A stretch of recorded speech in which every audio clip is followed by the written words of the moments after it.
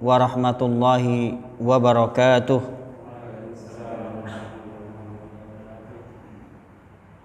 Innal hamdalillah nahmaduhu wa nasta'inuhu wa nastaghfiruh wa na'udzu billahi min shururi anfusina wa min sayyiati a'malina.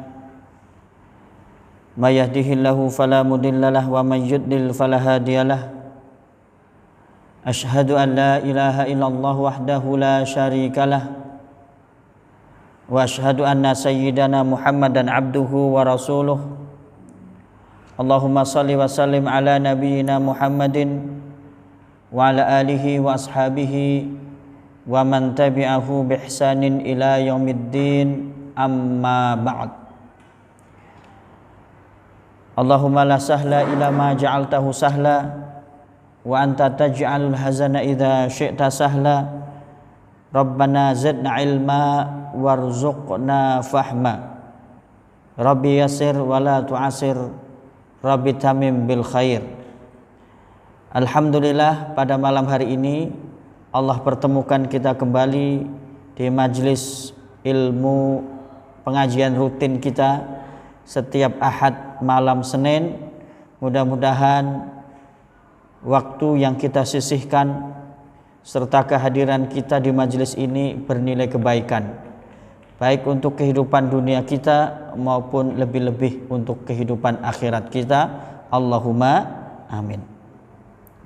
Mohon maaf jika waktu minggu yang lalu kita tidak bisa mengadakan majelis seperti biasanya, karena saya ada tugas ke Jawa, lanjut kemudian menengok orang tua di Jawa sekitar 1 minggu. Alhamdulillah kita dipertemukan oleh Allah Subhanahu wa taala dalam keadaan sehat wal afiat. Mudah-mudahan semuanya senantiasa dilindungi oleh Allah Subhanahu wa taala dan diberikan oleh Allah keluasan rezeki yang barokah serta perlindungan dari segala bencana, malapetaka, wabah, virus dan lain sebagainya. Allahumma inna nas'alukal afwa wal afiyata fid dunya wal akhirah. Allahumma inna nas'alukal afwa wal afiyata fi dinina wa dunyana wa ahlina wa malina. Allahumma astur auratina wa amin rawatina. Allahumma ihfadna min baini aidina wa min khalfina wa an yaminina wa an shimalina wa min fawqina wa na'udzu bi'azamatika an nughtala min tahtina. Allahumma amin. Belum lama berselang dari bulan Ramadan, dilanjutkan dengan Idul Fitri, hari raya Idul Fitri. Kita menyebutnya dengan Lebaran, sepertinya baru kemarin berlalu. Dan sebentar lagi kita akan dipertemukan dengan Id, hari raya yang lainnya, yaitu Idul Adha. Hari raya bagi orang Islam selalu ada kaitannya dengan ibadah. Id, hari raya. Idul Fitri, hari raya Lebaran, kaitannya dengan ibadah puasa. Merayakan bagi yang berpuasa 30 hari imanan wahtisaban, karena iman dan mengharap ridha Allah, senang karena keluar dari bulan Ramadan seperti baru dilahirkan dari rahim ibunya. Lembarannya menjadi putih bersih sehingga dia senang merayakannya dengan Idul Fitri. Al-Fitr kembali ke fitrah. Fitrah penciptaan manusia, tidak ada dosa. Begitu juga ketika kita kemarin keluar dari bulan Ramadan, insya Allah masing-masing membuka lembaran putih bersih semuanya, sehingga kita bersenang dengan kita keluar dari bulan Ramadan, kita ungkapkan dengan hari raya Idul Fitri. Belum lama dari hari raya Idul Fitri, insya Allah kita akan ketemu dengan Idul Adha, hari raya kurban. Dan Idul Adha itu juga hari raya yang dikaitkan dengan ibadah-ibadah. Kita diperintahkan dan dianjurkan untuk melaksanakan satu ibadah yang paling baik yang dilakukan pada hari raya Idul Adha, yaitu menyembelih hewan kurban. Hari raya bagi orang Islam, bagi orang yang beriman selalu dikaitkan dengan ibadah-ibadah, sehingga itu adalah terminal-terminal, pos-pos, stasiun-stasiun bagi setiap kita untuk memupuk bekal menuju perjalanan yang lebih kekal abadi, yaitu kampung akhirat. Berlalu Ramadan, keluar dalam keadaan bersih putih, ketemu lagi dengan ibadah yang lain, yaitu ibadah kurban yang keutamaannya luar biasa, yang insya Allah manfaat hakikinya akan kita rasakan nanti di kehidupan akhirat. Maka menjelang bulan Dzulhijjah, kita akan mulai malam ini mencoba membahas fikih kurban, al-udhiyah, sebagai persiapan ilmu bagi kita mengenai tata cara berkurban, keutamaan berkurban, hukum-hukum berkurban, syarat hewan kurban, dan yang terkait dengan fikih kurban. Setidaknya kita sudah berbekal ilmunya. Mudah-mudahan setelah ilmunya kita kuasai, nanti Allah memperluas rezeki kita sehingga kita bisa berkurban. Allahumma amin. Kurban di dalam istilah fikih disebut dengan al-udhiyah atau ad-dhahiyah. Apa? Al-udhiyah atau ad-dhahiyah. Al-udhiyah, ad-dhahiyah berasal dari akar kata yang sama dengan kata ad-duha, waktu duha. Karena memang waktu yang paling afdal untuk menyembelih hewan kurban adalah waktu duha di tanggal 10 Dzulhijjah setelah melaksanakan Idul Fitri dan 2 khutbah. Inilah waktu yang paling afdal. Sehingga kurban dinisbatkan kepada waktu duha. Akar kata yang sama dengan waktu duha disebut dengan ad-dhahiyah atau al-udhiyah. Pengertiannya, ta'rifuha ismun lima yuzbahu minal ibili wal baqari wal ghanami yauman nahri. Sebutan untuk sembelihan berupa al-ibil, onta, awil baqari, sapi, awil ghanami atau kambing, yauman nahri, yang dilakukan pada hari nahar, yaitu tanggal 10 Dzulhijjah, wa ayyamat tasyriq, dan hari-hari tasyrik. Tanggal berapa hari tasyrik? 11 Dzulhijjah, 12 Dzulhijjah, 13 Dzulhijjah. Jadi ada 4 hari untuk melaksanakan ibadah kurban. Tanggal 10, tanggal 11, tanggal 12, tanggal 13 Dzulhijjah.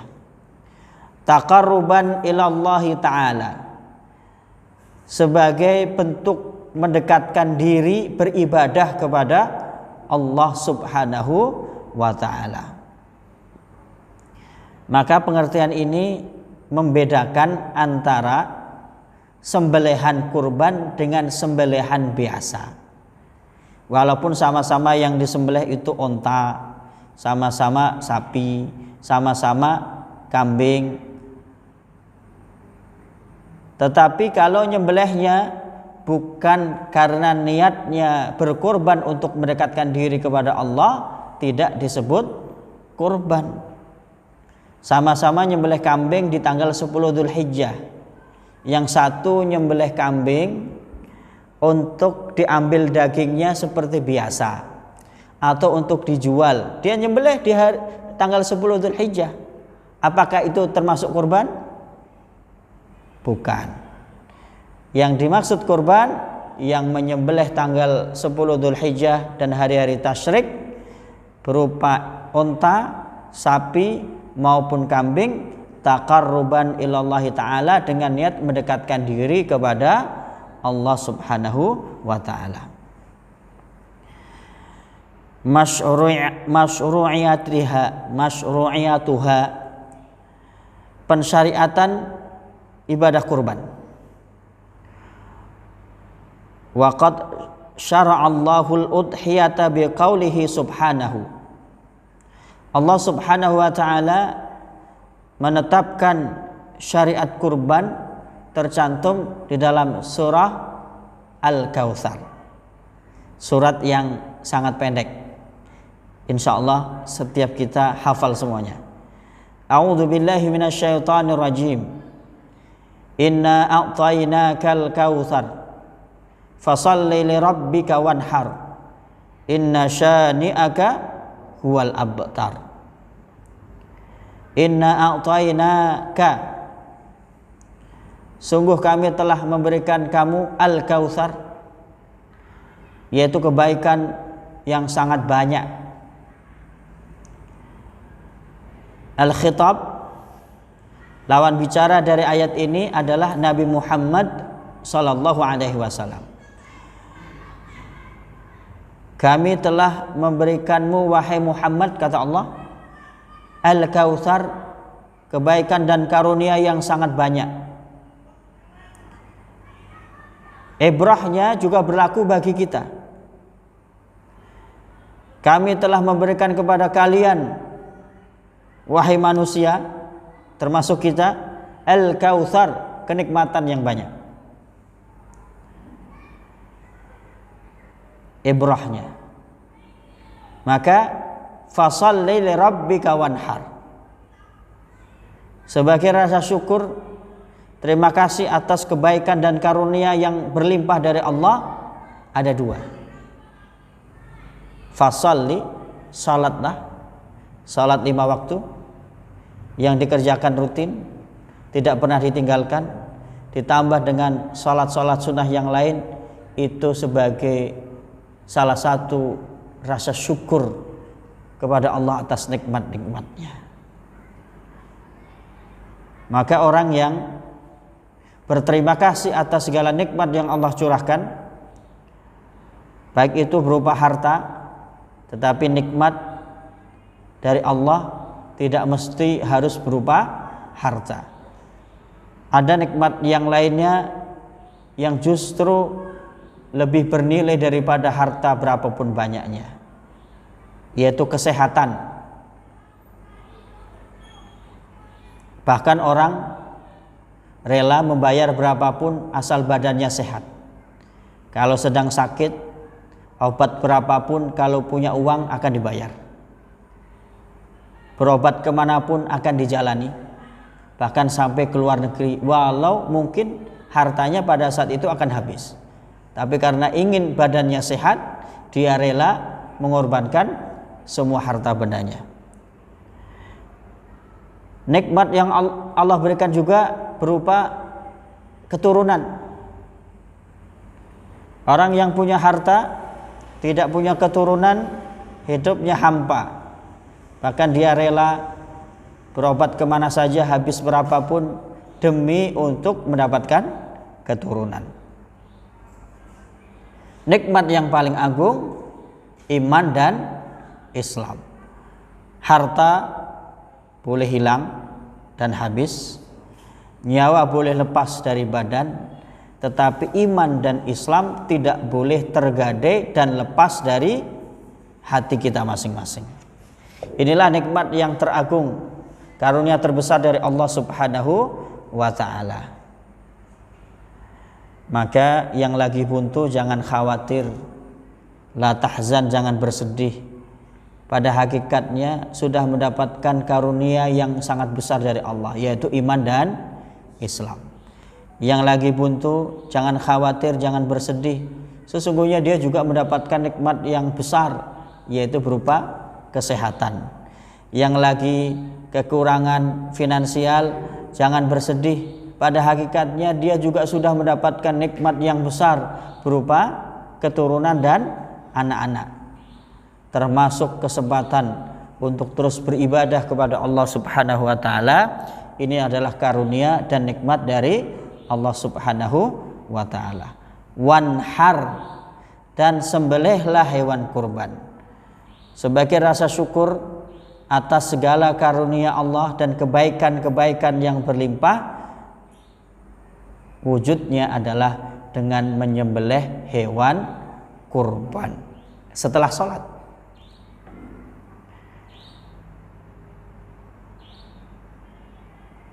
Liyadhkurusmallah, agar mereka menyebut nama Allah ketika menyembelih hewan kurban, menyebutkan bismillahi wallahu akbar, dengan menyebut nama Allah wallahu akbar dan Allah yang maha besar. Ala ma razaqahum min bahimatil an'am, sebagai rasa syukur atas yang telah Allah rezekikan kepada mereka. Di antara rezeki Allah itu hewan ternak. Contohnya, ini permisalan. Rezeki Allah bisa berupa hewan ternak, bisa harta dalam bentuk yang lain. Ada yang mempunyai tabungan yang menumpuk di bank, ada yang mempunyai gaji yang besar, ada yang mempunyai kendaraan yang banyak, ada yang mempunyai kebun yang luas, ada yang mempunyai usaha yang lancar. Mudah-mudahan semuanya yang di sini mendapatkan itu semuanya. Allahumma amin. Jangan lupa nanti wanhar, dan sembelihlah hewan kurban. Fadluha, keutamaan ibadah kurban. Rawat Tirmidzi an Aisyah anna Nabiyya sallallahu alaihi wasallam, diriwayatkan oleh Imam At-Tirmidzi dari Siti Aisyah bahwa Nabi sallallahu alaihi wasallam bahwa Nabi Muhammad sallallahu alaihi wasallam bersabda, tidak ada amalan yang dilakukan oleh anak Adam yauman nahri, pada hari nahar tanggal 10 Dzulhijjah, ahabbu ilallah min ihraqid dam, yang lebih Allah cintai daripada menumpahkan darah, yaitu menyembelih hewan kurban.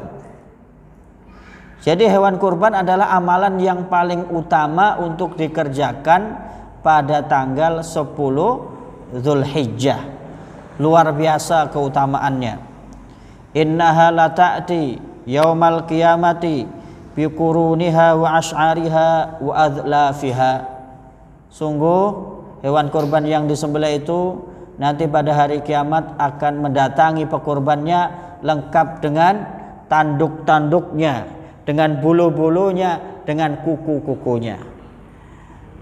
Wa innad dama la yaqa'u minallahi bimakan qabla an yaqa'a 'alal ard fatayyibu biha nafsa. Darah dari hewan kurban yang disembelih mengucur itu lebih cepat sampai di sisi Allah sebelum dia menyentuh tanah. Ini kinayah majaz, maksudnya sur'atu qabuliha, cepatnya diterima oleh Allah Subhanahu wa taala. Ibadah kurban sebelum darah hewan kurban yang disembelih menyentuh tanah, ibadahnya sudah diterima oleh Allah Subhanahu wa taala. Ini luar biasa. Ibadah-ibadah yang lainnya tidak seperti itu. Salat yang kita lakukan, kita masih harap-harap cemas jangan-jangan tidak diterima oleh Allah Subhanahu wa taala. Puasa yang kita lakukan, kita masih harap-harap cemas jangan-jangan tidak diterima oleh Allah Subhanahu wa taala.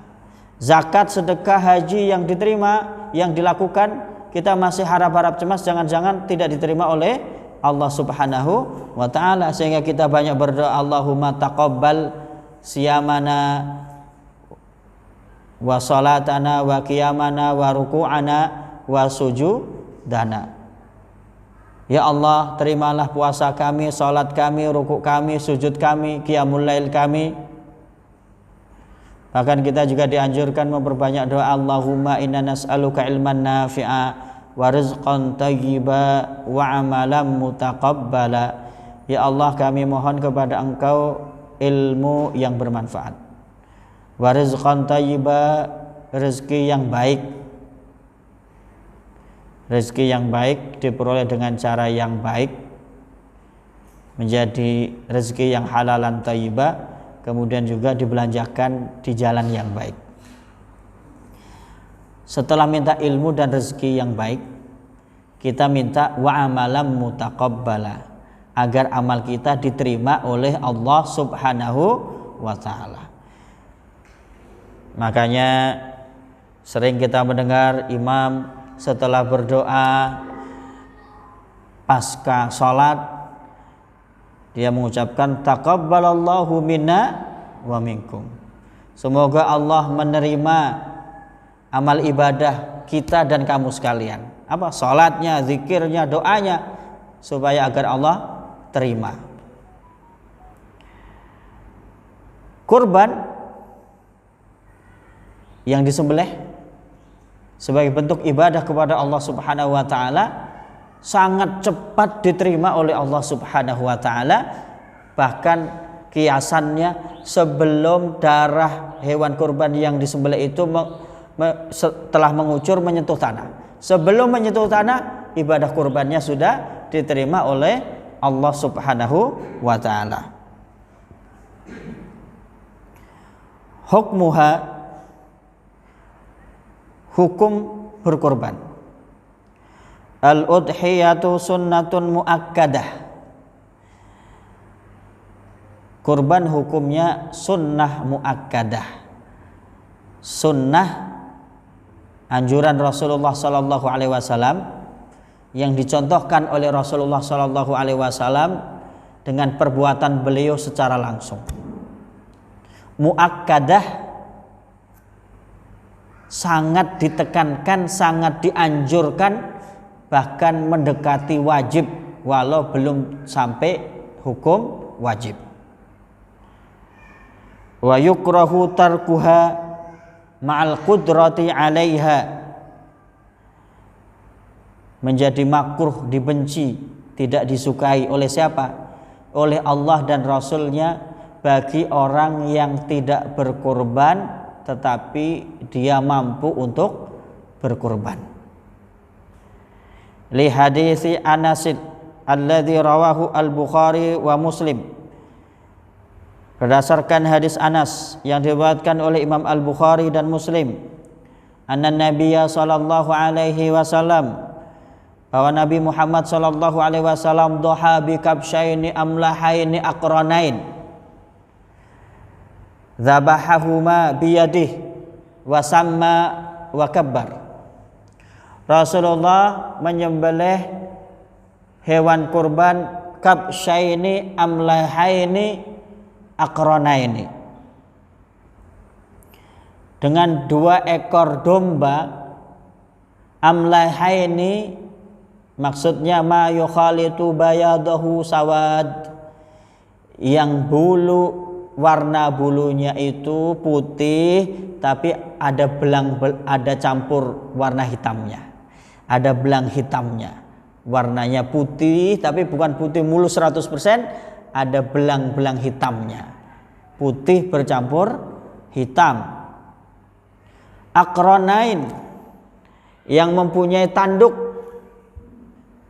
Rasulullah dzabahahuma biyadih, menyembelih kedua ekor kibas itu dengan tangannya yang mulia, yang diawali dengan wasamma wa kabar. Rasulullah menyebut nama Allah bismillahi dan mengucapkan takbir, membesarkan Allah, bismillahi wallahu akbar, dengan menyebut nama Allah dan Allah maha besar. Kemudian Rasulullah menyembelih dengan tangannya. Nah, ini berdasarkan riwayat ini, hewan kurban yang paling bagus, paling afdal adalah kibas, domba. Warnanya pun yang paling bagus itu warna putih tetapi ada siluet hitamnya. Bahasa kerennya siluet ya. Ma yukhalitu bayadahu sawad, putih ada siluet hitamnya bulunya. Kemudian punya tanduk dan dipilih yang gemuk dan besar ya, yang gemuk dan besar kalau mampu. Warawa Muslim an Ummi Salamah anna Nabiy sallallahu alaihi wasallam, Imam Muslim meriwayatkan sebuah hadis dari Ummu Salamah bahwa Nabi sallallahu alaihi wasallam beliau bersabda, "Idza ra'aitum hilala Dzulhijjah wa arada ahadukum an yudahi falyumsik an syi'rihi wa adfarihi." Jika kalian telah melihat hilal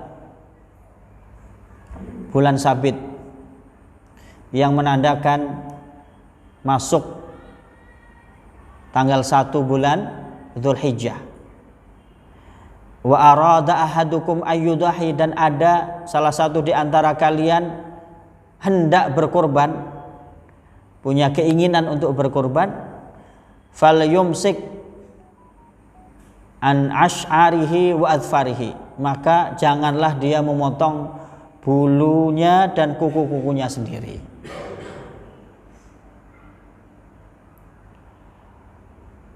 Hadis ini memberikan anjuran bagi yang berniat berkurban ketika sudah memasuki tanggal 1 Dzulhijjah, maka janganlah mencabut bulu rambut atau memotong bulu dan rambut serta kuku-kukunya. Hikmahnya luar biasa, keutamaannya dahsyat, hukumnya sunnah muakkadah. Bahkan makruh bagi yang mampu berkorban tetapi enggan berkorban. Makruh, dibenci. Mau disenangi oleh Allah atau dibenci? Disenangi tentunya ya. Kalau kita mampu, mudah-mudahan nanti Allah berikan kita keluasan rezeki, kita seyogyanya untuk menyembelih hewan kurban. Bahkan di dalam hadis yang lain Rasulullah SAW sangat mencela orang yang enggan berkorban padahal dia mampu. Dengan celaan fala yaqrabanna musallana, jangan sekali-kali dekati tempat sholat kami. Celaan yang sangat besar dari Rasulullah kepada orang yang enggan berkorban padahal dia mampu berkorban. Mata tajibul udhiyah, kapan kurban itu menjadi wajib? Menjadi wajib kalau tadi hukum dasar dari kurban sunnah muakkadah menurut jumhur ulama, mayoritas para ulama. Tetapi menurut Imam Abu Hanifah, mazhab Hanafi yang dianut oleh saudara-saudara kita di Asia Tengah, yang negara pakai tan sekarang itu ya, apa itu? Uzbekistan, Tajikistan, Pakistan, Afghanistan. Nah, ini dulu satu rumpun, Asia Tengah. Itu mereka mengikuti pandangan-pandangan fikih Imam Abu Hanifah, mazhab Hanafi. Menurut Imam Abu Hanifah, kurban itu hukumnya wajib. Dasarnya apa? Sama, yaitu surat Al-Kautsar. Inna a'tainakal kautsar fasalli lirabbika wanhar. menggunakan kalimat perintah, salatlah kamu, wanhar dan berkorbanlah. Kalimat perintah menunjukkan suatu kewajiban. Mudahnya yang bekerja di kantor, atasannya nyuruh, tolong datang ke kantor wali kota, urus surat perizinan. Maka ini sifatnya instruksi atau anjuran. Pergilah kamu, uruslah surat perizinan. Ini instruksi atau anjuran? Perintah atau anjuran? Perintah. Kalau perintah tadi oleh karyawan wajib dilaksanakan atau tidak wajib dilaksanakan? Ya kalau nggak melaksanakan nanti dipecat ya. Maka hukumnya wajib. Maka fi'lul amri di dalam ayat ini, fasalli li rabbika wanhar, salatlah kamu kepada Tuhanmu, wanhar, dan sembelihlah hewan kurban, menunjukkan kewajiban menyembelih hewan kurban. Ini menurut Imam Abu Hanifah. Sehingga saudara-saudara kita yang memegang mazhab Hanafi, mereka pasti akan menyembelih hewan kurban karena mereka fahami hukumnya wajib sama seperti sholat 5 waktu.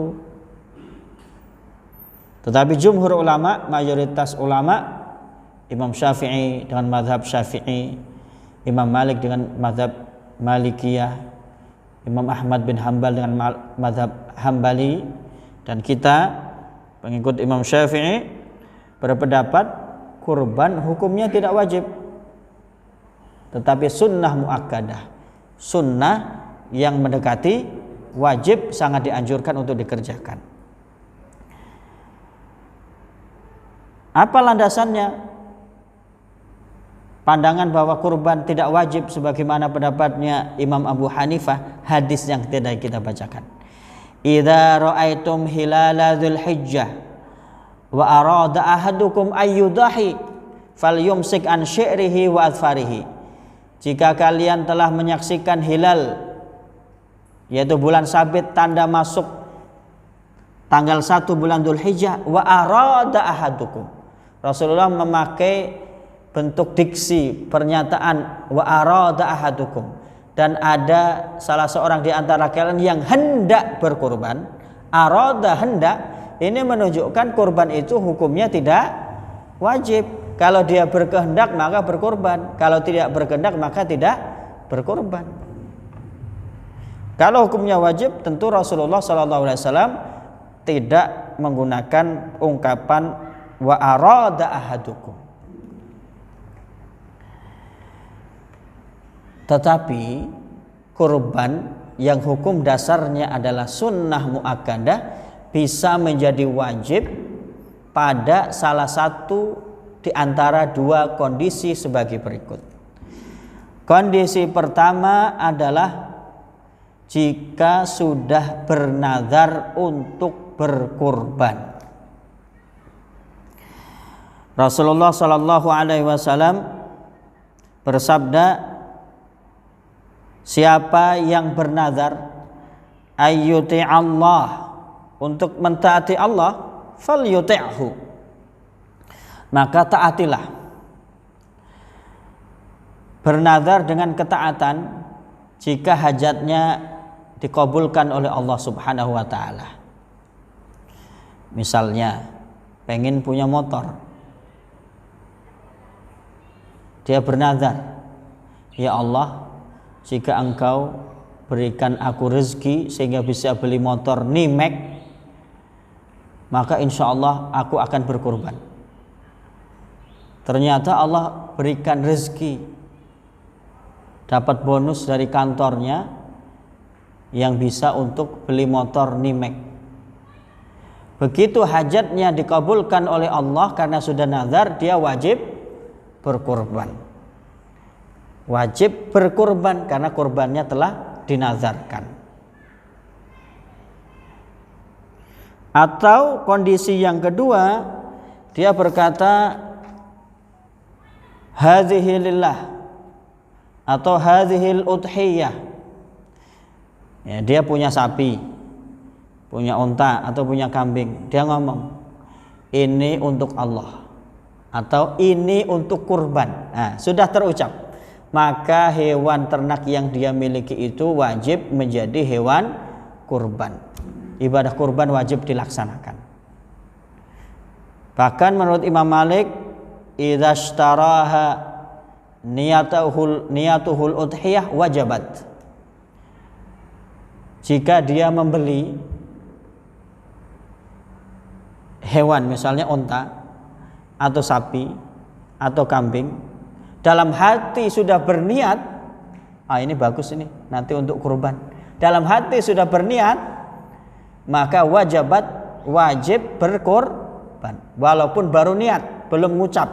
Ini menurut Imam Malik.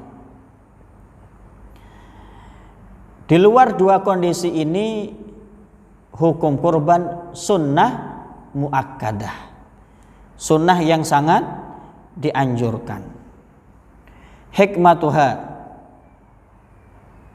wal udhiyatu syara'aha Allahu ihya'un li dzikra Ibrahim wa tawsi'atun 'alan nas yaumal 'id. Ibadah kurban itu hikmahnya ihya'un li dzikra Ibrahim, untuk memperingati kisah Nabi Ibrahim. Bagaimana kisah Nabi Ibrahim?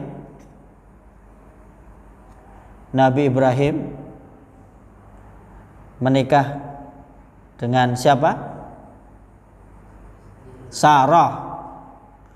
Sudah lama menikah, sampai sudah mendekati tua, belum juga kunjung diberikan oleh Allah rezeki anak. Akhirnya Sarah menganjurkan, menyuruh suaminya yaitu Nabi Ibrahim untuk menikah lagi. Menikahnya dengan pembantunya namanya Siti Hajar. Jadi kalau mau disuruh nikah lagi, nunggu istrinya nggak punya anak, dan nikahnya dengan pembantunya Siti Hajar, warna kulitnya pun hitam. Jangan nyari yang bening-bening ya kalau ngikutin Nabi Ibrahim itu. Setelah menikah dengan Siti Hajar, dikaruniailah anak Ismail. Anak Ismail ini kemudian sudah mulai tumbuh besar. Ini singkat cerita. Turun perintah Allah untuk menyembelihnya melalui mimpi 3 kali berturut-turut. Kira-kira bagaimana perasaan seorang ayah? Lama mengharapkan keturunan, sampai-sampai harus menikah lagi. Setelah diberikan oleh Allah anak yang lama didambakan, sudah mulai tumbuh besar, turun perintah untuk menyembelih anak yang sangat disayangi. Kira-kira bagaimana? Bergejolak secara fitrah kemanusiaan. Tetapi Nabi Ibrahim mendahulukan cintanya terhadap perintah Allah daripada cintanya kepada anaknya. Ismail dibaringkan, pisau golok sudah ditempelkan di leher, siap disembelih. Seketika itu Allah Subhanahu wa taala mengganti Ismail dengan domba, yang kemudian inilah yang menjadi syariat kurban, menunjukkan dan memberikan kita pelajaran kecintaan yang luar biasa terhadap Allah, ketaatan yang sangat besar kepada perintah Allah melebihi cintanya kepada selain Allah Subhanahu wa taala. Wa tausi'atun 'alan nasi yaumal 'id, dan memudahkan, membahagiakan orang lain, masyarakat sekitar pada hari raya dengan menyembelih hewan kurban, dagingnya dibagi-bagi, yang nerima senang, karena pada hari itu bakal makan enak insya Allah. Walaupun mungkin jadi 10 tusuk jadilah, tetapi kalau dipindang, apalagi pindang tulang kan jadi satu kuali besar ya, nerimanya tulang-tulang ya, pindang tulang beneran. Qala Rasul sallallahu alaihi wasallam, Rasulullah bersabda, innama hiya ayyamu aklin wa syurbin wa dzikrillahi azza wa jal. Hari raya Idul Adha itu hari-hari untuk makan dan minum.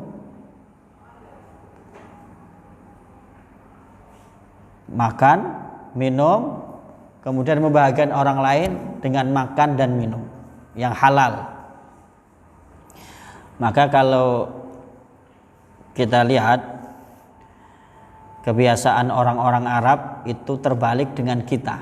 Ya, saya dulu di Libya 2005 sampai 2014. Mereka gegap gempita hari raya yang rame itu justru Idul Adha, bukan Idul Fitri. Kalau Idul Fitri, setelah sholat Idul Fitri ya salam-salaman di masjid, pada hari itu saling kunjung kepada keluarga terdekat. Hari kedua besok sudah hari biasa saja. Kalau kita Idul Fitri bagaimana? Masih halal bihalal ya, tetangga, kemudian saudara yang agak jauh masih seminggu, nanti tingkat RT halal bihalnya, RW, kemudian alumni reuni, terakhir kantor, nanti satu kota, 1 bulan Syawal full. Kalau orang Arab kebalik, mereka gegap gempitanya di hari raya Idul Adha. Pada hari raya Idul Adha, kalau kita diundang orang Arab, luar biasa makanannya tersedia, sangat banyak, beraneka ragam, sehingga kita bingung mau makan yang mana dulu selain menu kambing atau sapi atau onta. Dan mereka ya, mudik ke kampung halaman sebagaimana mudiknya kita, tapi mereka mudiknya di hari raya Idul Adha itu, dan libur 2 minggu, ada yang 2 minggu, ada yang 3 minggu liburnya. Karena apa? Innama hiya ayyamu aklin wa syurbin. Idul Adha itu hari raya untuk makan-makan, minum-minum, ya, membahagiakan orang lain, wa dzikrillahi azza wa jal, dan memperbanyak mengingat Allah, berzikir. Ada zikir muqayyad tertentu yang dianjurkan untuk dibaca sejak malam takbiran Idul Adha sampai ba'da salat asar di hari ketiga hari tasyrik tanggal 13. Nah, ada zikir, ada takbir yang dianjurkan. Alhamdulillah kita sudah membahas pengertian, pensyariatan, keutamaan, hukum, hikmah kurban. Insyaallah pertemuan yang akan datang kita akan membahas syarat-syarat hewan kurban dan yang terkait dengan fikih kurban praktis yang lainnya. Sebelum ditutup, kalau ada pertanyaan silahkan.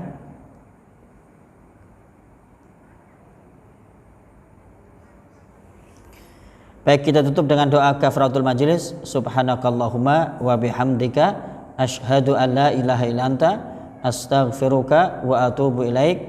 Ada benarnya datang dari Allah dan Rasulnya, ada salahnya datang dari diri kami pribadi dan syaitan mungkin.